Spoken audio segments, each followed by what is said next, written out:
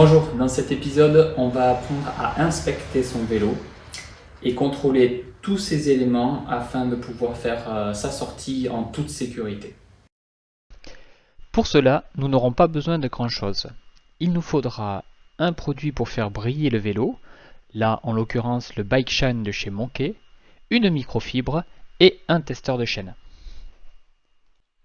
Pour commencer, le vélo doit être propre. Un vélo bien entretenu est un vélo propre. Appliquez le Bike Shine sur la lingette microfibre. Il a pour avantage de faire briller le vélo mais aussi mettre en évidence des fissures que le cadre pourrait avoir. Il facilite aussi le prochain nettoyage de votre vélo. Tout en appliquant le produit, vérifiez que le cadre ne soit pas abîmé ou fissuré et prêtez une attention particulière aux endroits les plus sollicités. La douille de direction, le tube de selle ou la jointure entre les bases et les haubans. Ensuite, nous allons contrôler la partie avant du vélo. Tout cela se fait en un seul geste. On coince la roue avant entre les jambes et on freine. Par ce geste, on vérifie que les freins fonctionnent, que la direction est bien serrée ainsi que le guidon, que la roue soit bien en place et serrée et qu'il n'y a pas de jeu. Sur la partie avant, on va contrôler qu'il n'y ait pas de jeu à la direction. Pour cela, freinez du frein avant et mettez votre main droite au niveau du jeu de direction. Vous ne devez pas sentir de jeu. De même que les bagues sous votre potence ne doivent pas tourner. Vérifiez également que la direction tourne librement, sans point dur et sans grognement de la part des roulements. Dans le cas contraire, je vous invite à ne pas utiliser votre vélo et le faire voir par un professionnel. Toujours à la recherche d'un éventuel problème sur la partie cycle, nous allons contrôler maintenant qu'il n'y ait pas de jeu dans les articulations de l'amortisseur. Pour cela, tenez fermement la roue arrière et soulevez le vélo par la selle. Vous ne devez pas sentir de jeu. Faites de même avec la roue arrière et regardez qu'elle soit bien fixée et qu'il n'y ait pas de jeu également. Maintenant, nous allons contrôler les plaquettes. Alors, pour cela, je vous conseille de prendre une lampe torche ou de vous aider avec votre téléphone parce que c'est pas facile à voir. Alors là, dans notre exemple, on voit que la garniture et le piston ont à peu près la même épaisseur. Cela veut dire qu'on est à peu près à mi-usure pour les plaquettes. Donc, pas de panique, on peut encore rouler. Autour de la transmission maintenant.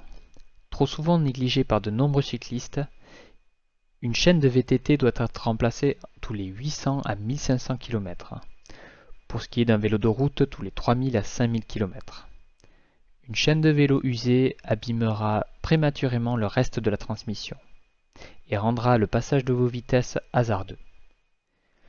Pour contrôler celle-ci, rien de plus simple. On peut tirer sur la chaîne au niveau de vos plateaux et contrôler si nous ne voyons pas la totalité de la dent du plateau. Ou sinon, on a un outil à notre disposition qui est le testeur d'usure. Il va contrôler l'allongement de celle-ci. Là, dans notre exemple, nous sommes entre 0,25 et 0,50. Nous sommes à peu près à mi-usure, donc pas de souci. On continue sur la partie transmission et maintenant nous allons contrôler le boîtier pédalier. Pour cela, on va désengager la chaîne du plateau. Contrôlez que les manivelles tournent librement et que les roulements ne grognent pas. Contrôlez aussi, en forçant sur les manivelles, qu'il n'y ait pas de jeu au niveau du boîtier pédalier. On continue par le dérailleur. Nous n'allons pas voir ici comment le régler. On fera une vidéo dédiée, vraiment. Mais on va regarder que celui-ci reste bien dans sa plage de fonctionnement. Pour cela, on va pousser sur l'articulation en faisant tourner la roue et vérifier que la chaîne n'aille ni dans les rayons, ni qu'elle tombe sur le cadre.